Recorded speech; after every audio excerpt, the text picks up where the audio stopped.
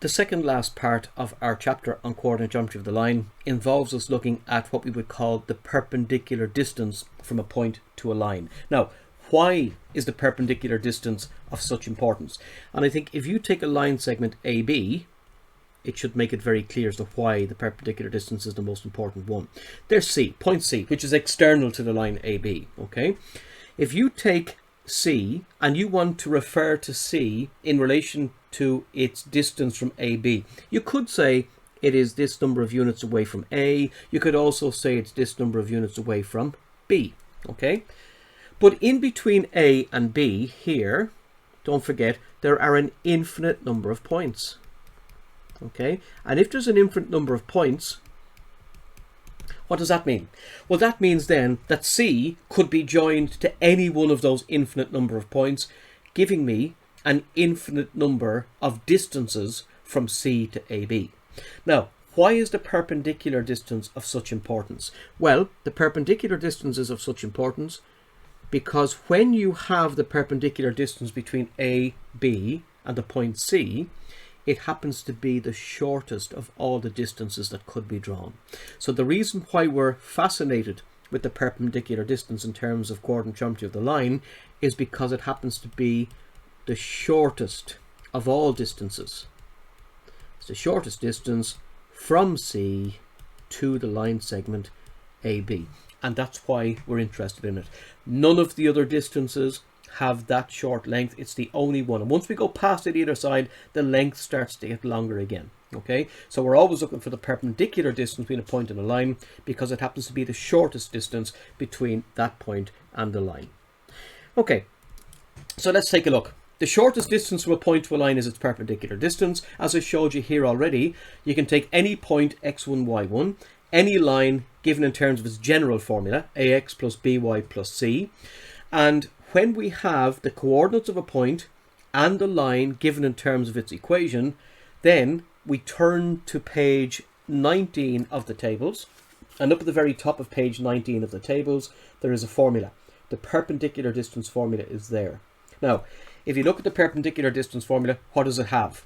It has d equals, those two straight lines again, the absolute value of ax1 plus by1 plus c over the square root of a squared plus b squared. Now, first of all, why the absolute value?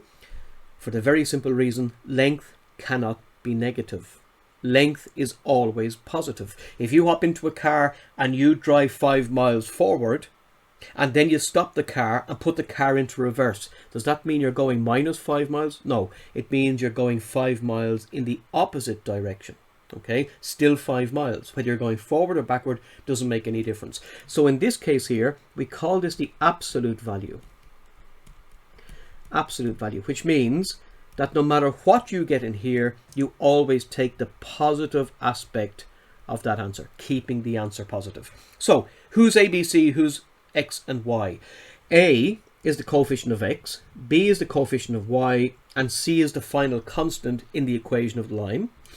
x1 and y1 are the coordinates of the point whose distance we want to calculate from the line, okay? Whose perpendicular distance, I should say, we want to calculate from the line. So therefore, what you are really doing is this. You're putting x1 in there, you're putting y1 in here on the top line, and you're getting the absolute value of putting the coordinates into the equation.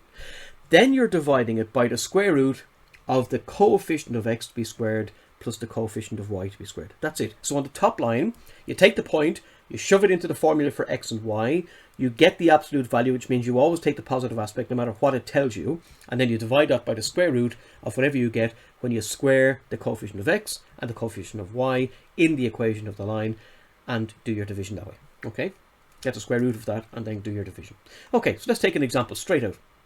Find the distance between the point 31 to the line 4x plus 3y plus 10 is equal to 0. Now, you don't have to draw these things. I'm going to put a diagram here to show you what it looks like. Okay, so what we're looking for is the perpendicular distance. There it is, the perpendicular distance that lies between 3, 1 and the line segment 4x plus 3y plus 10 is equal to 0. So I want to work out the value of d.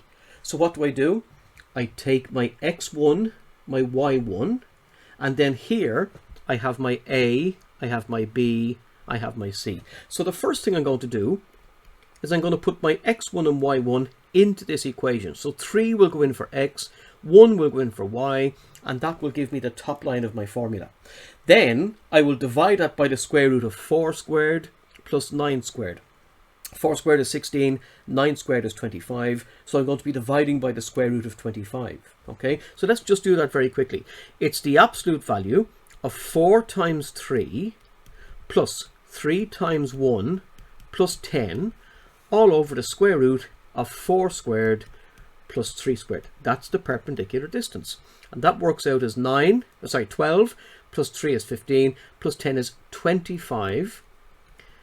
And that's over the square root of 25. Now, the absolute value of 25 is 25.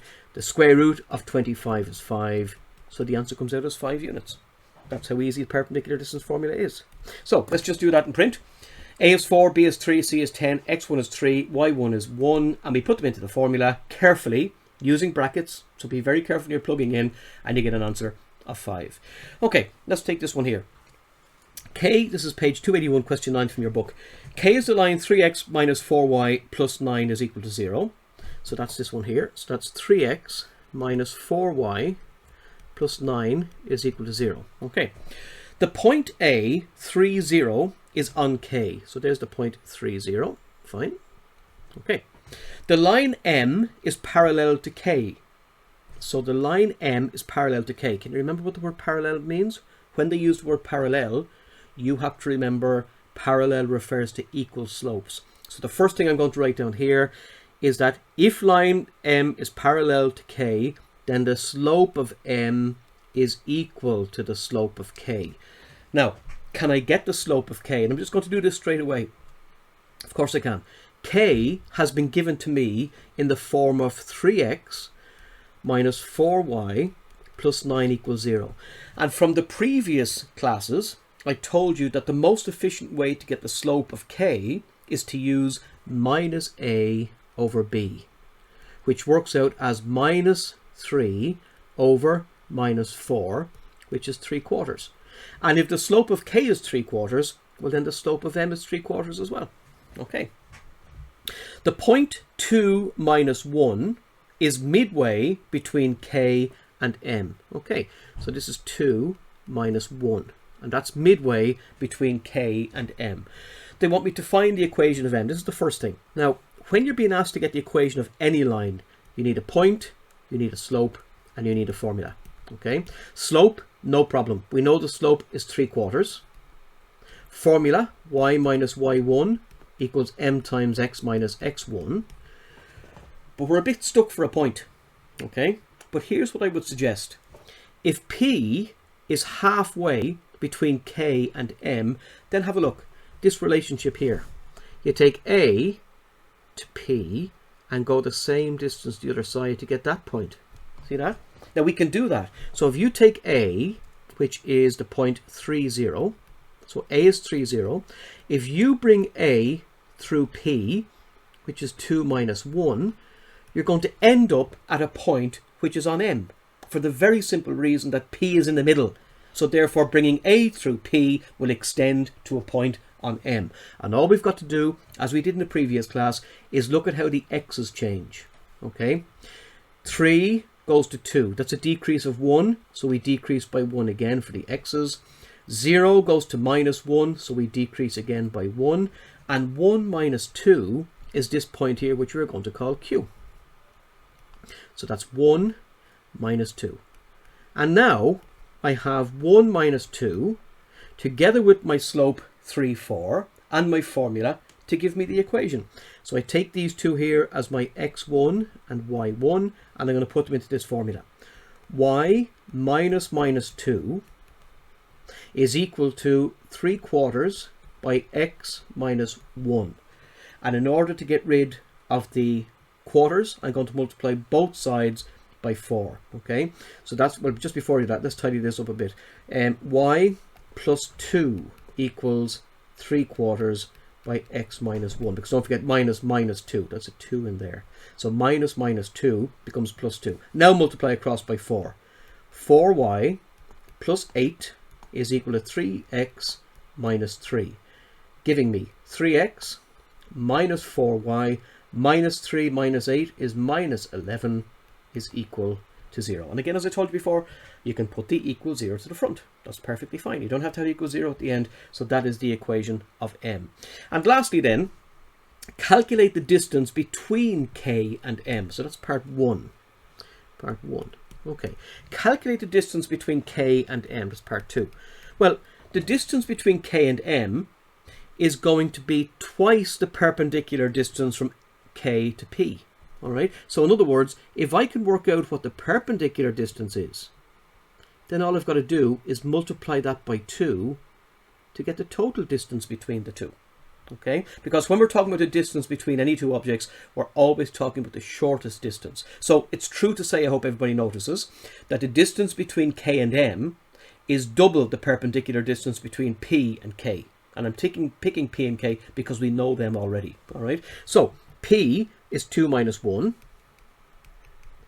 K is 3x minus 4y plus 9 is equal to 0. So what am I going to do? I'm going to work out the perpendicular distance between these two, and then I'm going to multiply it by 2 to get the distance between k and m. So what am I told to do on top? On the top, you put the point into the formula. 3 times 2 plus, what have we got next? 4y, so that's going to be plus minus 4 times minus 1 plus 9.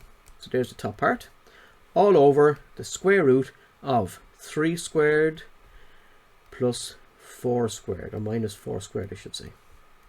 Okay, let's work that out. Top line, 3 2s are 6, 6 plus 4 is 10, and then we have plus 9, all over the square root of 3 squared 9, 4 squared 16, 25. Okay, so do it again. 2 goes in, so 2 3s are 6, plus 4, that's 10, plus 9 is 19, that's the top line. So we end up getting 19 over 5. Okay, now leave it like that. Leave 19 over 5 as a fraction. Don't ever go to decimals unless you are asked to do so specifically. Leave fractions. So that's the number of units between p and a. Now, p and k I should say. The distance between k and m then is simply twice that perpendicular distance. So the distance between k to m is equal to 2 times 19 over 5, which is, I hope you understand, 19 units. Because 19 over 5, sorry, 19 units, 19 over 5 I should say. 19 times 5 is, 19 times 2 is 38. It's 38 over 5. So 38 divided by 5 works out as 5.6 units. That's it. Okay, so 5.6 units.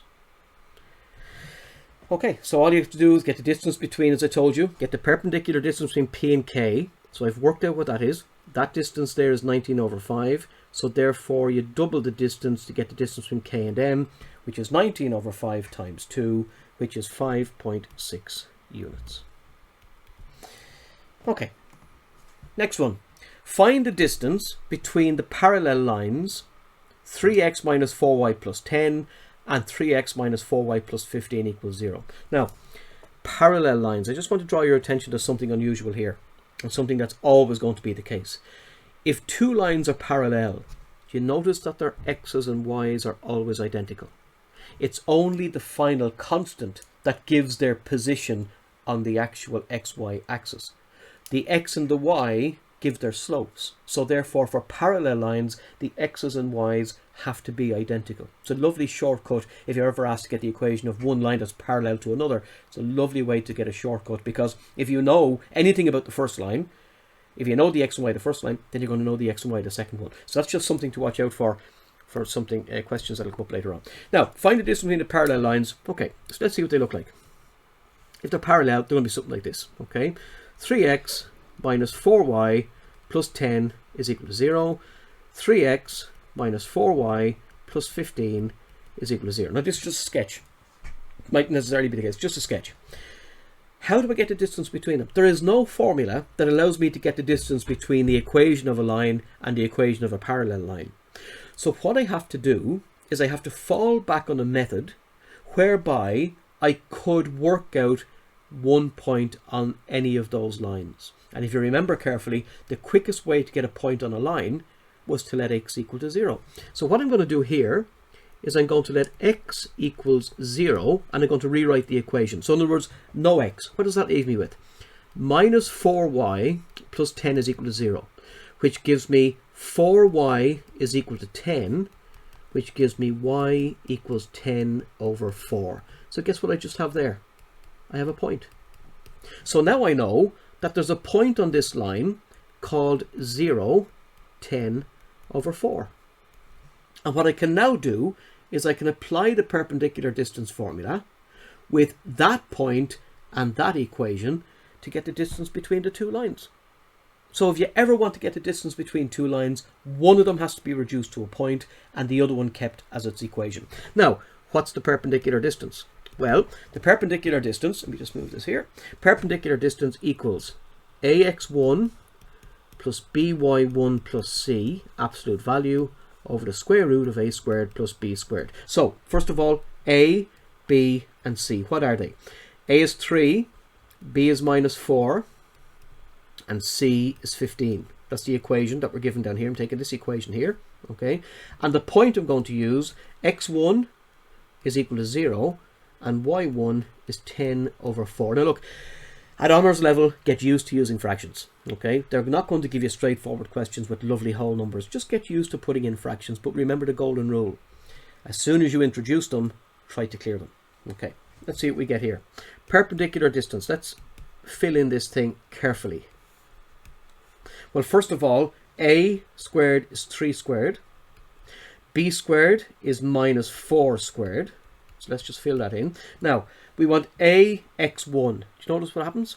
Ax1, they cancel, because when you multiply 3 by 0, they're gone. So ax1 is gone, plus by1.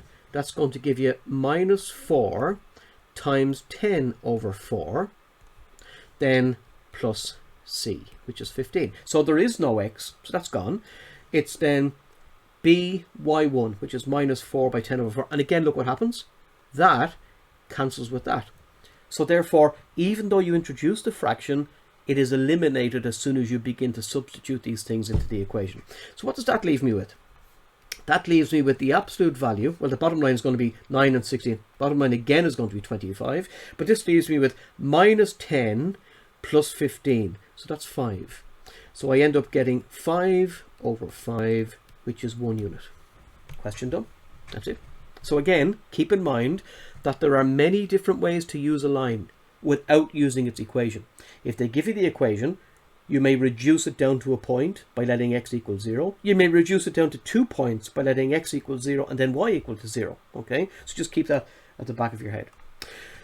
Okay, page 281, question 14. Find the equations of the lines. Now I'm just going to pause there for a moment. Find the equations of the lines. S, S. We're dealing with something in the plural. So there's going to be 2 lines here, okay, that are perpendicular to 8x plus 15y plus 1 and are a distance of 5 units from 1, 1. Now, another thing we've got to remember is the word perpendicular. Because I told you already, if 2 lines are parallel, then their x's and y's are the same. Now, there's another rule for perpendicular. So if we have 8x plus 15y plus 1 is equal to 0. Any line that is perpendicular to that will have the following. 15x minus 8y plus k is equal to 0.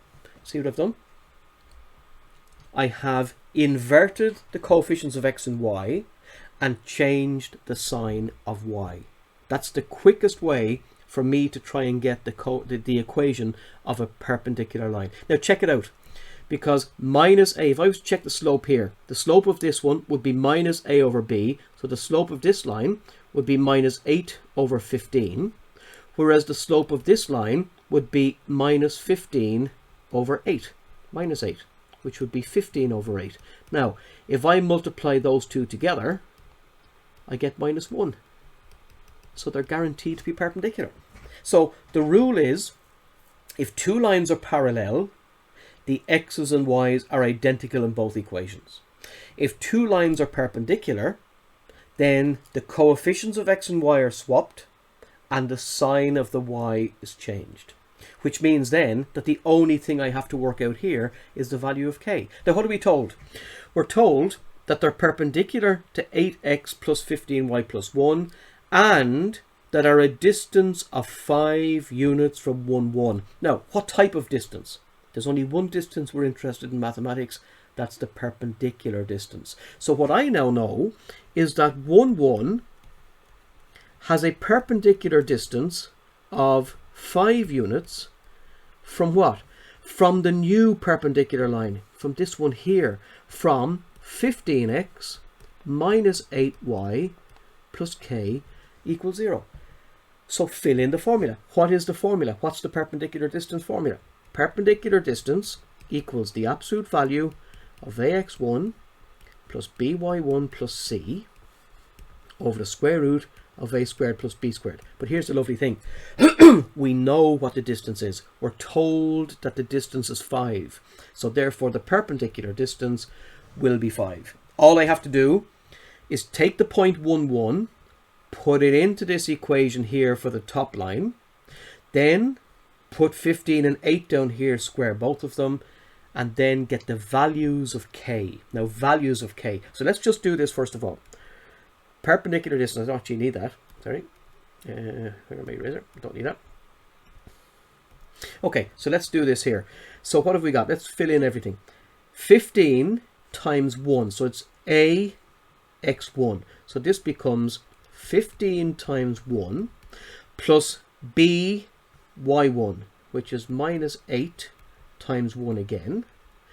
Then plus c, which is going to be my plus k. Okay, all over the square root of a squared plus b squared, which is 15 squared plus minus 8 to be squared. Now, what does that give me on the top? Well, 15 ones is 15. 15 minus 8 is 7.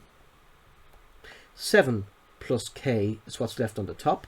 And what's left on the bottom? Well, 15 squared is 225. 8 squared is 64.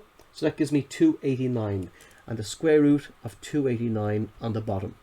And that's equal to 5. Okay. Now, what is the square root of 289? Let's see. Oh, lovely. It comes out as 17. Okay. So now what am I left with? I'm left with the absolute value of 7 plus k over 17 is equal to 5. So let's clear your fractions. Let's just work back this way. Clear your fractions. Multiply both sides by 17. 17 times 5 is 85. So now I end up with the absolute value of 7 plus k is equal to 7 15s, which is 85. And if you remember, again, something I told you in an earlier class, when you end up with an absolute value equation, there are two equations hidden in there. Equation number 1, which I'm going to put up here, is 7 plus k equals 85. And equation number 2 is 7 plus k equals minus 85. Because don't forget, what is in between those two absolute value symbols can be positive or negative. Now, to solve this, in this case, k will be 85 minus 7, which will be, what's that, 76. And then, am I right? Not 15, yep. And then k will be 85 minus 7, which will be minus 92. So the first value of k is 76, the second value of k is 92, but they're asking me for the equations of the lines. Now, go back here. There's the equation of the line in terms of k.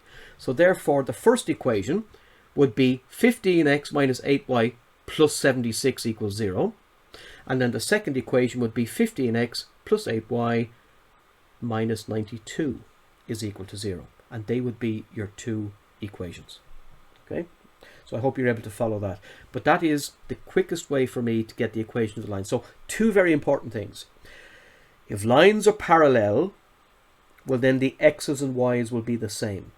If lines are perpendicular, the coefficients of x and y are swapped and the sign of the y is changed. So So just keep that in mind. It's a shortcut for you building up equations that are parallel or perpendicular very, very quickly. Okay, so I'm going to leave you. There's enough in that. I'm going to leave you with page 280, 281, the questions that are there. And again, as always, if you have any difficulties with these, or you get stuck in any one of them, or you want to know a way forward, send me an email and I'll get back to you.